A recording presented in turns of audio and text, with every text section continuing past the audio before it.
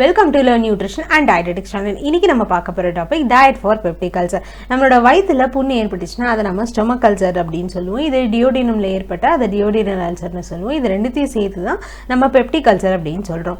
இது எதனால ஏற்படுது அப்படினு பாத்தீங்கன்னா Helicobacter pylori அப்படிங்கற ஒரு இன்ஃபெக்ஷனால தான். இது இப்பதான் வந்ததா அப்படினா கிடையாது. இது ரொம்ப காலமாவே இருந்துகிட்டு இருக்கு. சொல்லப்போனா ஈஜிப்ட்ல ஒரு மம்மி எடுத்து ஆராய்ச்சி செய்யும்போது அந்த மம்மிக்கு peptic ulcer இருந்திருக்கு அப்படினு கண்டுபிடிச்சிருக்காங்க. அதுக்கான காரணம் பாத்தீங்கன்னா இந்த Helicobacter pylori தான். அடுத்தது non steroidal anti inflammatory drugs, mental stress, இன்னைக்கு வீட்டில் ஸ்ட்ரெஸ், வெளியே ஸ்ட்ரெஸ், ஒர்க் பிளேஸ் ஸ்ட்ரெஸ் நிறைய வந்து கேரி அவுட் பண்ணிட்டு இருக்காங்க எல்லாருமே. அதனாலையும் பெப்டிக் அல்சர் வரலாம். புகைப்பழக்கம், குடிப்பழக்கம், ஜெனட்டிக்ஸ், கெஃபைன் கண்டென்ட்னால, ஆஸ்பிரின் ட்ரக்ஸ்னால, ஏதாவது தீ காயம் இல்லை ரொம்ப நாளாக ஏதோ ஒரு பிரச்சனைக்கு வந்து அவங்க ட்ரீட்மெண்ட் எடுத்துட்டு இருக்காங்கனாலும் அல்சர் வரலாம். மெக்கானிசம் ஆஃப் அல்சர் ஃபார்மேஷன் எப்படி வரும்னா, இப்போ மியூக்கஸ் தான் முதல் லேயர். நம்ம சாப்பிட்டதும் நம்ம சாப்பாடு போய் அதை தான் டச் பண்ணும். அடுத்தடுத்த லேயர் பார்த்தீங்கன்னா மியூக்கோஸா அதெல்லாமே இருக்குது. நார்மலாக இருக்கிறவங்களுக்கு ஈஸியாக டைஜஸ்ட் ஆகும், எல்லா ஃபங்க்ஷன்ஸும் இருக்கும். இப்போ மேலே சொன்ன காரணங்களால அவங்க வயிற்றில் இன்ஜுரிஸ் ஏற்படுது அப்படின்னா அதை கவனிக்காமல் விட்டோன்னா அது ஜாஸ்தி ஆகிட்டே போகும். ஒவ்வொரு லேயராக பார்த்தீங்கன்னா டெஸ்ட்ராய் பண்ணிகிட்டே வரும். கடைசியில் நமக்கு அல்சர் ஃபார்மேஷன் உண்டாகுது. இதோட சிம்டம்ஸ் அப்படின்னு பார்த்தீங்கன்னா மேல் வயிறு ரொம்ப எரிச்சலாக இருக்கும், நெஞ்செரிச்சல் இருக்கும், வாந்தி வர மாதிரி இருக்கும், வாந்தி எடுத்துருவாங்க. சம்டைம்ஸ் அதில் பிளட் மிக்ஸ் ஆகி இருக்கும். நிறைய வெயிட் லாஸ் ஆவாங்க. ஏன்னா வயிற்று புண்ணால் அவங்களால சரியாக சாப்பிட முடியாதனால அவங்களுக்கு வெயிட் லாஸ் வரும். ப்ளோட்டிங் இருக்கும், டார்க் ஸ்டூல்ஸ். அவங்களோட அந்த வயிற்று புண் வந்து ரொம்ப கவனிக்காமல் விடும்போது அதுலேருந்து ரத்தமே வந்து கசிய ஆரம்பிச்சிடும். அப்போ ஆட்டோமேட்டிக்காக அவங்களுக்கு வாந்தி எடுக்கும் போதும் பிளட் வரும். அவங்க ஸ்டூல்ஸ் பாஸ் பண்ணும்போது அது ரொம்ப கருப்பு கலரில் இருக்கும். ஏன்னா பிளட் மிக்ஸ் ஆகி இருக்கிறதுனால. இதனால் அவங்களுக்கு அனிமிக் கண்டிஷனில் கொண்டு போய் விட்டுரும்.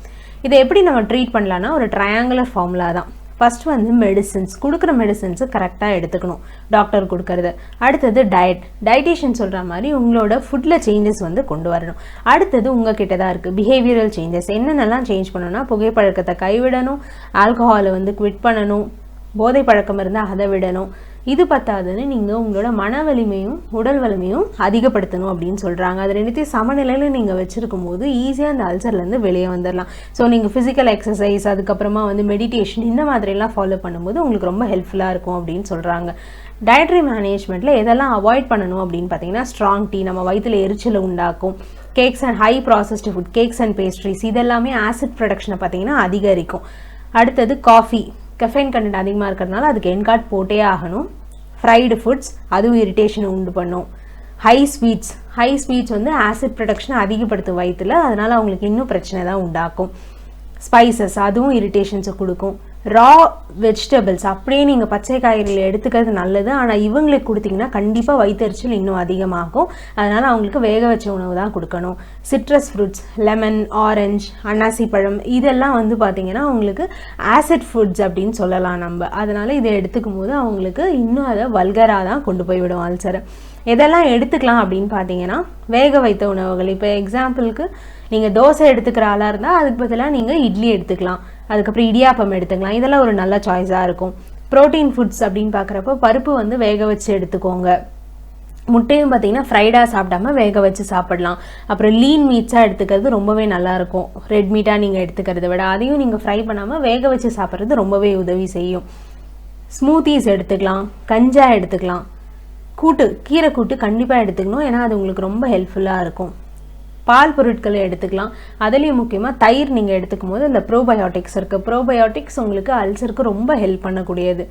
நம்ம ஒரு ஸ்டடியை கோத்ரூ பண்ணும்போது அதில் மெயினான கன்க்ளூஷன் என்ன கொடுத்துருக்காங்கன்னா பேலன்ஸ் டயட் வந்து பெப்டிக் அல்சரை க்யூர் பண்ணுறதுக்கு ரொம்ப உதவி செய்யும் அப்படின்னு சொல்லியிருக்காங்க. ஈவனாக அவங்களுக்கு அந்த இன்ஜுரி ஸ்டேஜில் இருக்காங்க அப்படின்னாலுமே அவங்களுக்கு அதை ப்ரிவெண்ட் பண்ணி சீக்கிரமாக அந்த அல்சர்லேருந்து வெளியே கொண்டு வரதுக்கான சான்சஸ் இருக்குது.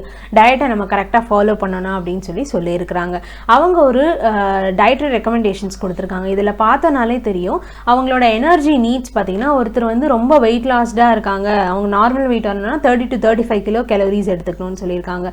இல்லை அவங்க நார்மல் வெயிட்டில் தான் இருக்காங்க அப்படின்னா அவங்க ஸ்டார்டிங் ஸ்டேஜில் இருக்காங்க, அக்யூட் ஃபேஸ்னால் 25 to 30 கிலோ கேலரிஸ் போதும் அப்படின்னு சொல்கிறாங்க பெர் கேஜிக்கு. இந்த மாதிரி அவங்களோட ஸ்டேஜ் ஆஃப் அல்சரை பொறுத்து அவங்களுக்கு இந்த ரெக்கமெண்டேஷன்ஸ் எடுத்துக்கலாம். இதில் இன்னொரு முக்கியமான விஷயம் ப்ரோட்டீன். அக்யூட் ஃபேஸை விட ஸ்டார்டிங் ஃபேஸ் தான் அக்யூட் ஃபேஸ்ன்னு சொல்லுவோம். அதோட ரெக்கவரி ஃபேஸில் பார்த்தீங்கன்னா 1.5 gram per kg per body weight கொடுத்துருக்காங்க. ஏன்னா ப்ரோட்டீன் நம்ம பாடி பில்டிங் டிஷ்யூன்னு சொல்லியிருப்போம் இல்லையா, அப்போது அந்த டேமேஜான அந்த டிஷ்யூ எல்லாமே வந்து பார்த்திங்கன்னா திரும்பவும் உருவாகிறதுக்கு இந்த ப்ரோட்டீன் வந்து ரொம்பவே ஹெல்ப்ஃபுல்லாக இருக்கும். அதனால தான் அவங்களுக்கு ப்ரோட்டீன் அதிகமாக நம்ம ரெக்கமெண்ட் பண்ணுறோம். அது மட்டும் இல்லாமல் zinc, selenium, vitamin A, vitamin C இதெல்லாம் பார்த்திங்கன்னா இம்யூன் பூஸ்டர்ஸாக ஆக்ட் ஆகிறதுனால அவங்களுக்கு ரொம்ப ஹெல்ப்ஃபுல்லாக இருக்கும். And iron and folic acid இது ரெண்டும் பார்த்திங்கன்னா அவங்களுக்கு அனிமிக் கண்டிஷன்ஸ் போகிறதுனால அதை தவிர்க்கிறதுக்காக அந்த அனிமியாலேருந்து ரெக்கவர் பண்ணுறதுக்காக அவங்களுக்கு பார்த்திங்கன்னா அதிகமாக கொடுக்குறாங்க. அயன், ஃபோலிக் ஆசிட் இது எல்லாமே ஸ்டார்டிங்லேயும் சரி ரெக்கவரி ஃபேஸ்லேயுமே சரி. கூடவே விட்டமின் சி பார்த்திங்கன்னா ஸ்டார்டிங்கில் 75, அதே ரெக்கவரி ஃபேஸில் 500 கொடுத்துருக்காங்க. ஏன்னா நம்ம அயன், ஃபோலிக் ஆசிட் அப்சார்ப் பண்ணணும்னா நமக்கு வைட்டமின் சி வந்து தேவை. ஸோ அதனால் அதோட ரெக்குவயர்மெண்ட் பார்த்திங்கன்னா ரொம்ப ஜாஸ்தி பண்ணியிருக்காங்க. கூடவே ப்ரோபயோட்டிக்ஸும் பார்த்திங்கன்னா அதிகமாகவே எடுத்துக்கணும். ஏன்னா உங்களுக்கு ரொம்ப ஹெல்ப்ஃபுல்லாக இருக்கும் அப்படிங்கிறதுனால. ஸோ அடுத்து எந்த மாதிரியான டயட் உங்களுக்கு வேணும் அப்படின்னு நினச்சிங்கன்னா நீங்கள் கமெண்ட் செக்ஷனில் போஸ்ட் பண்ணுங்கள். அதை நம்ம இந்த சீரீஸில் பார்க்கலாம். ஸோ இந்த வீடியோ உங்களுக்கு பிடிச்சிருந்தா லைக் பண்ணுங்கள், ஷேர் பண்ணுங்கள், மறக்காமல் சப்ஸ்கிரைப் பண்ணுங்கள். தேங்க்ஸ் ஃபார் வாட்சிங்.